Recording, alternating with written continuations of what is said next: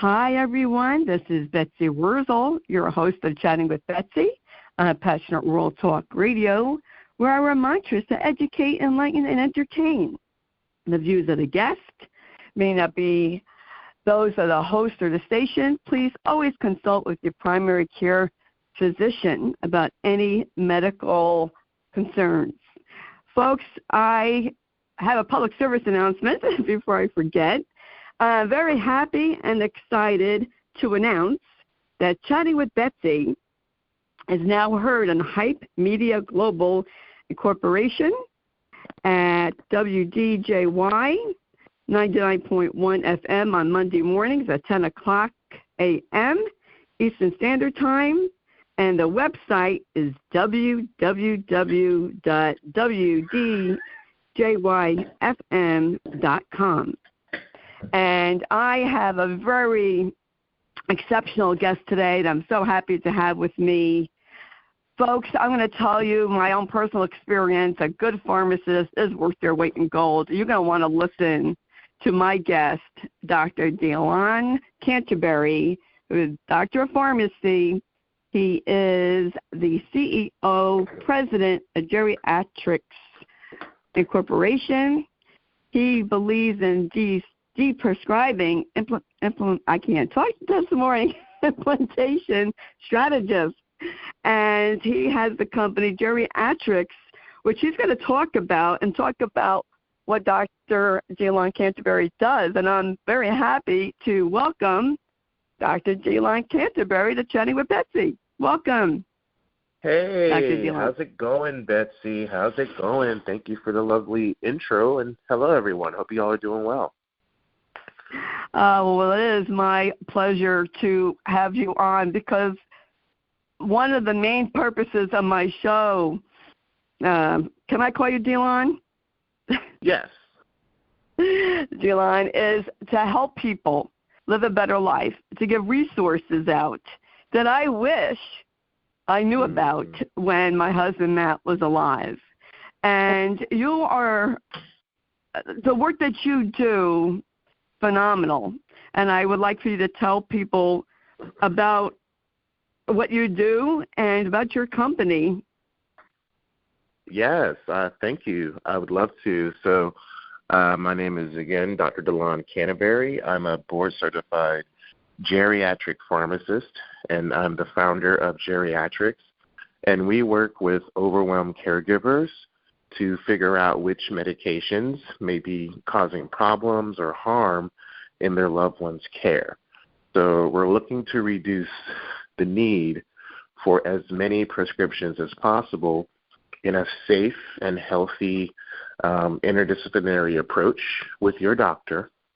And, of course, aligning those goals with the patient's needs and quality of life. So that's our mission, is to help seniors, and particularly older adults, figure out the medication madness, help give some peace of mind and clarity to the doctors who may not be sure which medications are causing what, and get that quality of life back for that loved one so they can live and do the things they want to do with less meds. That's the goal. Yes, that is very important because as we have heard stories of patients, especially elderly patients, being overprescribed, overmedicated, and then having problems because of that. Absolutely. A third of our older adults are taking 5 or more meds, and one of them is completely unnecessary.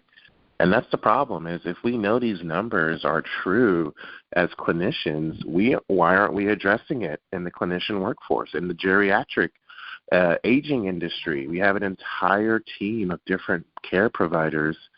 No one is using a pharmacist to leverage our expertise to identify harmful meds that can worsen falls, worsen constipation, worsen or mask dementia symptoms. There are just a lot of meds that do that. And so, unfortunately, because of the way our clinical guidelines work, we have people that are taking meds that they started in the 40s and 50s, and by the time they hit 60, 65, they got a med list of 15, 20 drugs because we're just trained to think that you need a pill for every ill.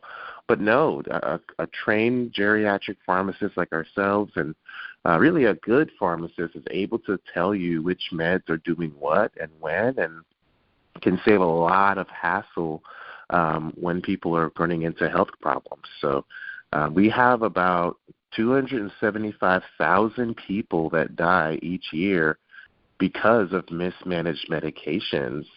And that's about $500 billion that we spend as American taxpayers each year on, again, preventable mismanaged meds. So we're not doing the best job of really optimizing medication prescribing habits, and we're not using pharmacists at the top of our license. And those are the key problems. And it's really why I decided to start geriatrics, to give people a solution to have that problem solved. You're doing a wonderful work, DeLon, and I wish I knew you when Matt was alive. I'm very grateful that I had a wonderful local pharmacist that really is kind of like a dying breed in a way because of a massive chain pharmacist, or, you know, if someone has to do, like I have to do to make it cheaper, what do you call it, the mail prescription pharmacy. And, you know, you don't get that personal touch from your local pharmacist or from someone like you who can help someone go over their medications. What made you, I know you have family history, I think it was your grandmother. Did she help inspire you, her situation helped inspire you to create this company? Yeah, thank you for asking that. The story is definitely twofold, and my grandmother, Mildred, is a huge piece of it. Essentially, when I was still finishing up school in undergrad at Emory in Atlanta, my grandmother was diagnosed with mild cognitive impairment, and essentially the facility she was staying in, assisted care living facility in New York, decided to prescribe her an antipsychotic medication. So it was ziprasidone or Geodon, the brand name. But basically it's used inappropriately to manage dementia symptoms, and we see it a lot. Now the new one is Seroquel. But, when this happened, the doctors wrote that, and my grandmother, Mildred, declined while in the facility. In fact, it got pretty severe that she was wandering, she was irritable, she was combative, angry, not remembering people. Her dementia symptoms worsened.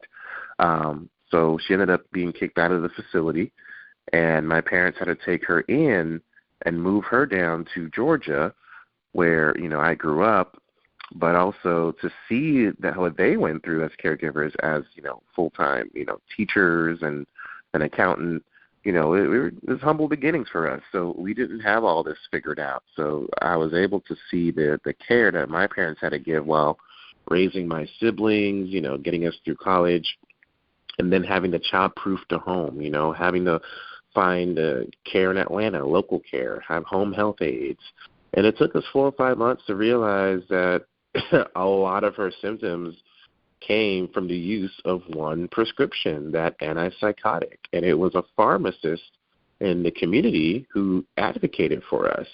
So if it wasn't for her advocacy and questioning and not just filling everything like I used to, because I also was a pharmacy manager, and I'll tell that story later. But if it wasn't for her doing that, my grandmother would not have lived to see 90 years old. And this was maybe in her early 80s of age. So, I'm grateful to that pharmacist. And to me, it was like such a shock to have us do the right things, but pay all this money, pay for home health services, pay for the prescriptions, everything you manage as a caregiver, and to pay to basically have someone slowly kill our grandmother is ridiculous. It's ridiculous, and it's seen particularly a lot in African-American populations who have dementia. So fortunately, the story ends well. The doctor stopped the medication at the pharmacist's recommendation. We slowly tapered it off after a couple of weeks, and my grandmother returned to her baseline mild cognitive impaired self. So she had managed to see 90, and we were able to celebrate and enjoy her life towards the end of her years. Wow. You know what, DeLon, your story makes me verklempt because it just almost brings tears to my eyes. Because this happens all the time. And I really believe that the public, and I tell caregivers, you have to be advocates for yourselves and for your loved ones. We have to speak up. If you see a side effect, look it up. Talk to the doctor, Right. which I did with my husband, Matt, because he was on the Exelon patch, and it was increased. I think it was at 9.5 at the time, and the doctor increased it to 13, what it was, 13.5 or 13 milligrams, something like that. And within 3 days, Matt, and he was able to walk by himself outside at the time, said he felt like he was drunk and he fell. Oh, and geez. I looked up the medication, and it can cause trouble with balance, trouble with gait. And I called up the doctor, and I said, you need to change it back to the previous dosage because Matt is having side effects. He fell, and he had said he felt like he was drunk. And the doctor said, no, that's not a side effect. I said, oh, yes, it is. I looked it up, and I want him back on the other dosage. Way to advocate. And I don't know, I don't understand why physicians, nothing against physicians, there's many wonderful physicians, I'm not knocking them, I want the audience to know that, but I don't understand why they don't believe the caregiver or the patient. And talking about insanity, DeLon, when my husband was on hospice, and he got the Klonopin and the Seroquel, and he had terminal agitation. It wasn't working. I told them it wasn't working, and you know what they did? They prescribed more of the same, and it wasn't working. And they didn't believe that he was dying until I had a fight for him to get up to that hospice unit. And then, and I have to say something here because as caregivers, we feel guilty about something, and we feel guilty about giving these medications. And I felt really guilty about giving these medications because they have such terrible side effects. And, it's a difficult decision to give medication to help the agitation, and yet they get side effects where they can't walk, they're sleepy, and it's just I felt like I was between a rock and a hard place. And I wish I had known you. Oh, yes. Man, that's sweet of you, but you're spot on. It's the nature of the landscape. Caregivers provide close to $60 billion in care that saves our healthcare system money because the healthcare system knows that caregivers will do it unpaid, and it's ridiculous. It's unpaid care, but it's crazy how much you have to maneuver, and you need all the supporters you can get. That's what geriatrics stands for. That's what we do. Is we give you that peace of mind. We give you that immediate clarity. You don't have to wait 3 months to talk to us for a checkup to talk about your meds. You're going to get that access now. You're going to get your own pharmacist now. We're going to get you that peace of mind now. So that's my mission, and to give that option for people who are in a bind, that's why I'm here for. That's what my parents went through, and had we had that, it could have avoided some more issues. So I agree. It's so important. Yes. Yeah. But the work that you do. Yes. The work that you do, and I see you on your social media platforms. Is just it's priceless what you're doing, DeLon, and I commend you for coming out and saying, we have to deprescribe. Of course, always check with your physician, but I know my mom, she was on a medication that was causing her problems also. I forgot the name of the medication, but, and, she was in her late 80s at the time. So it's so very important to now, if I wanted to contact you and I had, somebody at home with a whole lot of prescriptions, how do I go about that? And what's the process like, DeLon? It's straightforward. You can check me out on my website, GeriatRx, GeriatRx.org, and you could schedule an initial consultation with me. Anyone can schedule with me at Geriatrix. This is a scheduling link.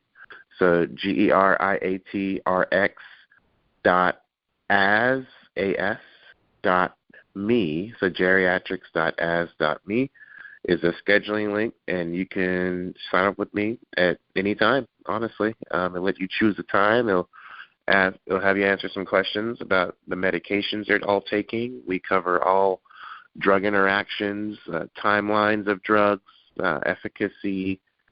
We look at general information, drug gene interactions. We also look for genetic testing, so we provide genetic testing as a tool to deprescribe as well.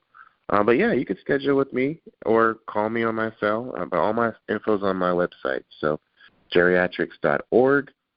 But yes, schedule with us. We will take a happy Zoom call.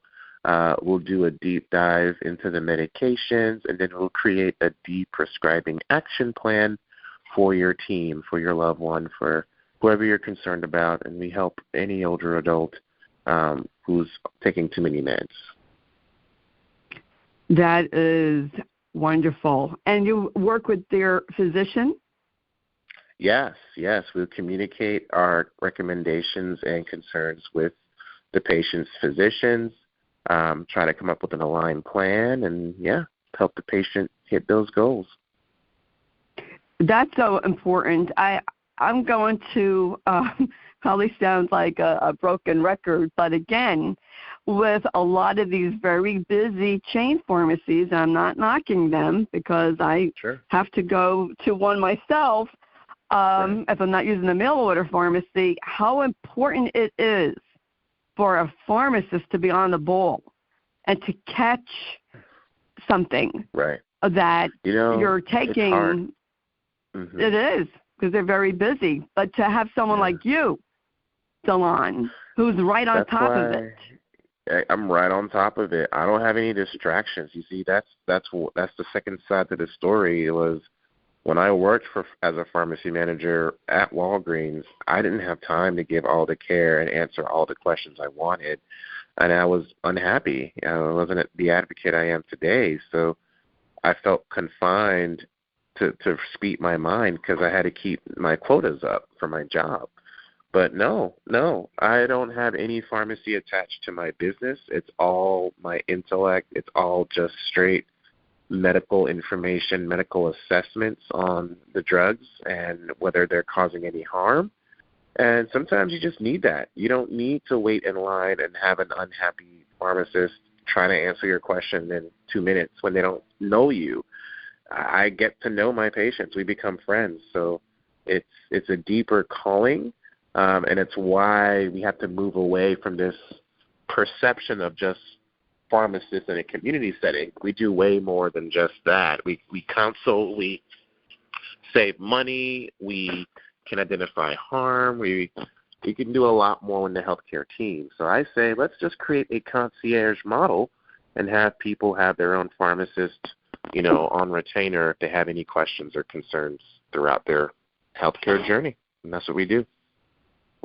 That, again, priceless. Now, do you send the medications, or would they still get the medications from their local pharmacist? No, I don't have any pharmacy attachments or insurance attachments at all. They just need to provide a medication list, and we will go from there. So, yeah. Excellent. Okay. That is important to know, and you're right, DeLon. When you go to a pharmacy, I happen to go to a smaller chain myself, and it's small, so they know me. I've been going there for years. But when you go to one of these other bigger ones, like you just said, they don't have the time. And wow, I didn't know the pharmacists had to make quotas at these places. So you have to fill so many prescriptions, right? In in a certain amount of time. Yeah. Is that what you mean by quota? You got to fill things by a certain amount of time. You need to have a certain 90-day average. There's a script count that's being measured. There's a specialty drug metric.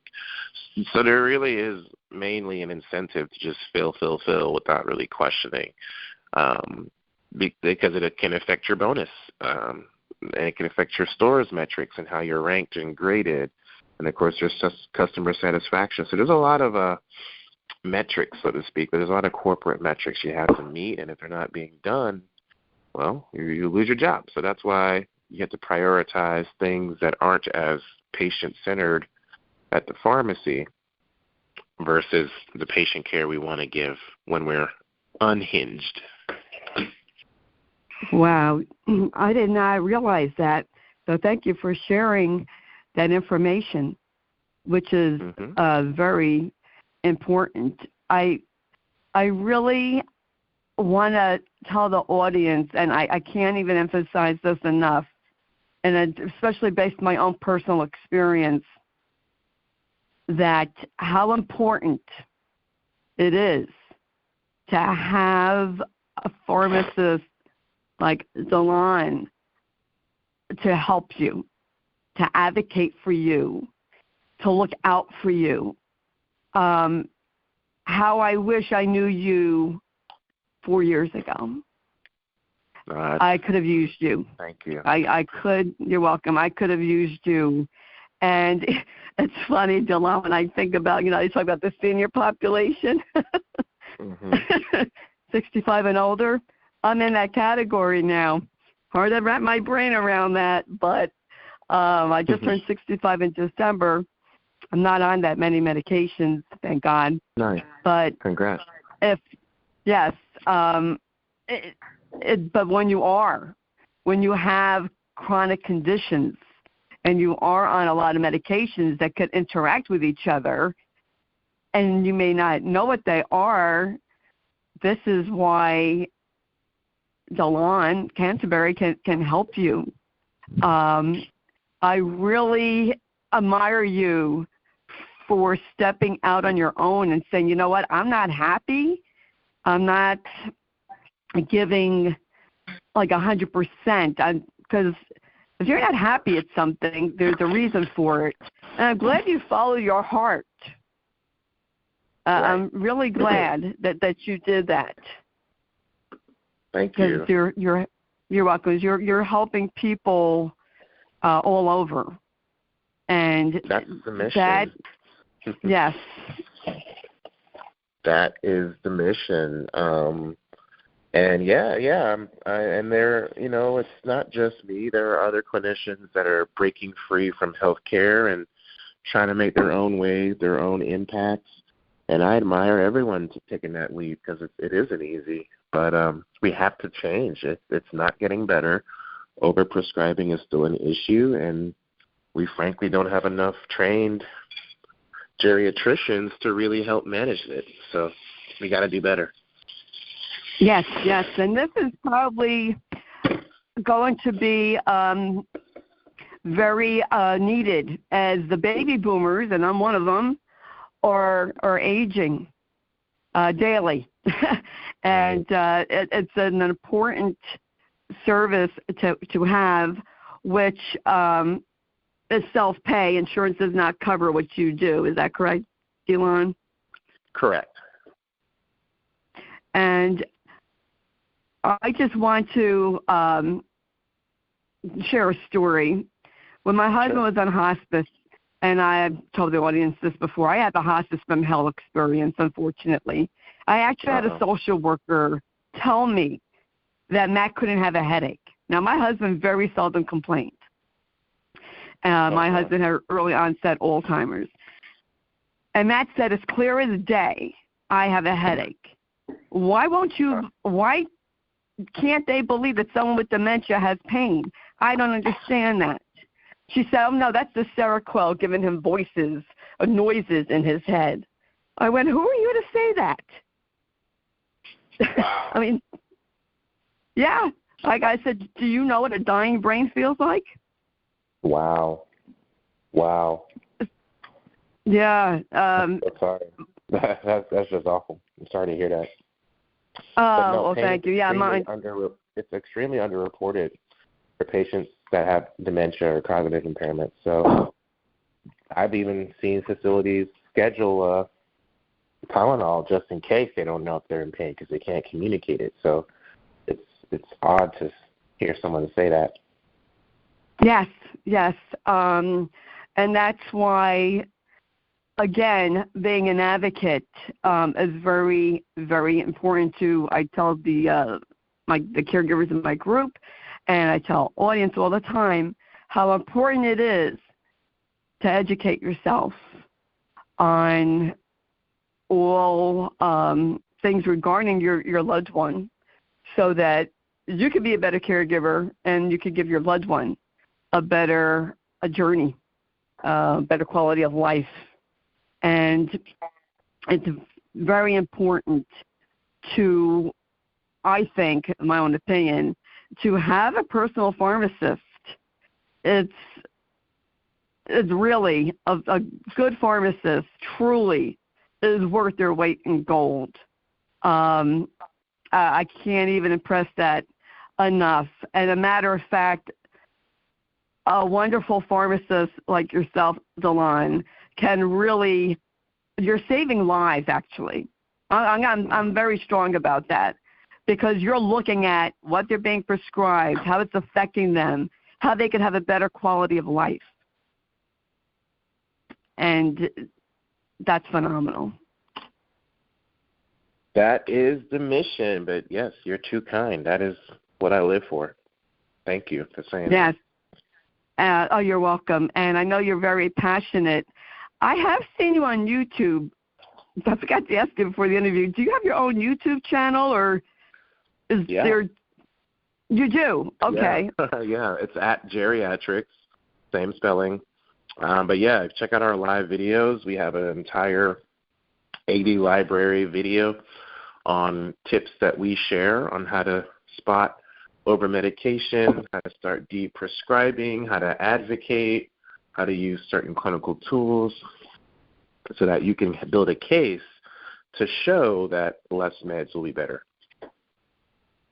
And I highly recommend for the audience to listen to Dr. DeLon Canterbury speak because you can hear and you can see Dr. DeLon's passion for what he does. You're very passionate about what you do, DeLon, and it really shows through. You're welcome. What else would you like to share with the audience about Don't be afraid to ask questions about what can we do to get myself or my loved one off of these medications. And it's not a one-time convo. You want to have it continuously. Apart from that initial discussion, you want to see what can I do to change any lifestyle, diet, nutrition, exercise. Or can we simplify any of the medications? Like, are there duplicate therapies on board? Have a trained person, and I don't mean just a medical checklist, but have someone literally dedicating a meeting at least an hour to talk about all the meds. So utilize those annual wellness visits that are covered by Medicare and demand you have a complete med review. And you could schedule that. That's completely covered. It's supposed to be done once a year, but it needs to be a comprehensive med review. So ask for that, whether it be with a pharmacist or your provider, and do a deep dive and make sure it's a consistent conversation until you're on 5 or less meds. That's great advice. And look up the medication, too. You know, I do that. Before you take a medication, look at the side effects and see what they can cause, so then you can look for it, especially in your loved one. And maybe your loved one can't be verbal. Maybe they're not verbal. But Right. you could see by their behaviors that something isn't right. And, again, don't be afraid to question a physician. They probably say, oh, no, that's not possible. And then you could say, well, I have this information. And, you know, yes, Right. it is possible, because that's what I had to do. Right. And it's very important. It's very important. I have to say this, DeLon, because I just speak from my heart. It is so important to have a support team as a caregiver. It takes a village, and to have people on that can help you. And I did not know that there were a personal pharmacist such as yourself until after Matt died. And this is why I'm passionate about what I do, because I don't want people to make mistakes that I made or to go through the experience that I had. And, you know, again, I will repeat, it is so important to have as many people on your team, your caregiving support team, as possible. And I would definitely, if my husband was alive and I knew about Dr. Canterbury, I would be on the computer right after this phone call to schedule an appointment. And you know, as maybe as I get older and I need more meds, I know I could contact you. So that is a comfort to know that you'll be there. Anytime. Yes, ma'am. Anytime. We're here to help and support. That is awesome. You are awesome, Dr. DeLon Canterbury. And I want to thank you for coming on, chatting with Betsy, doing the work that you do. And I want to encourage the audience to contact you. Do you do any free consultations? Yeah. So if people just want to get to know me, they could schedule under initial consultation. And, yeah, we can just chat for 20, 30 minutes to walk you through the process, you know, how it works, how we work with your care team. And, yeah, we'll be happy to dive further into that once you schedule. So we do offer that. Excellent. Again, Dr. DeLon Canterbury, I can't thank you enough for doing what you do and for coming on Chatting with Betsy. Folks, you heard Dr. DeLon Canterbury, who is President, CEO of GeriatRx. I would highly recommend scheduling an appointment. The information will be in the blog that Jeannie White, her station manager of Passionate World Talk Radio, writes. So thank you, Jeannie. Make sure you read the blog for the information. And Jeannie White produces the show. And I want to thank Lillian Caldwell, CEO of Passionate World Talk Radio, for making this all possible. And I want to thank you, the listeners, for listening and subscribing. It is free to subscribe to Chatting with Betsy on Spotify, Spreaker, iHeart, to name just a few. And please share the show, because when you share the show, you are helping me help as many people as possible. And that's my mission, and that's my vision, to help as many people as possible to have a better journey, to have a better quality of life, and to know about resources that, believe me, I wish I knew about. And I'm really passionate about that. And you are helping me to honor my husband's memory also when you do that. And I really appreciate it.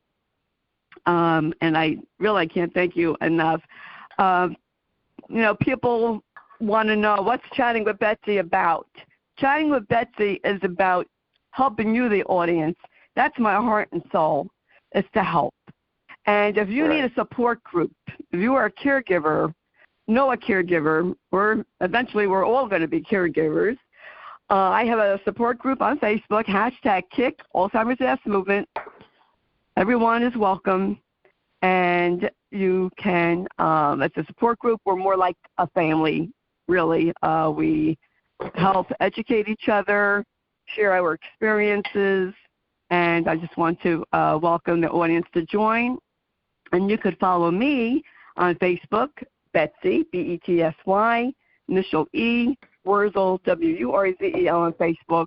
You could take a glimpse of my life, and I mostly have about Alzheimer's and my family.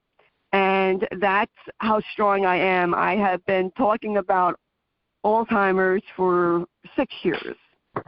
And I'm just very grateful to be a host on Passionate World Talk Radio, and I am grateful to be able to help other people. And I'm glad to have met you, DeLon. And again, I thank you for coming on Chatting with Betsy.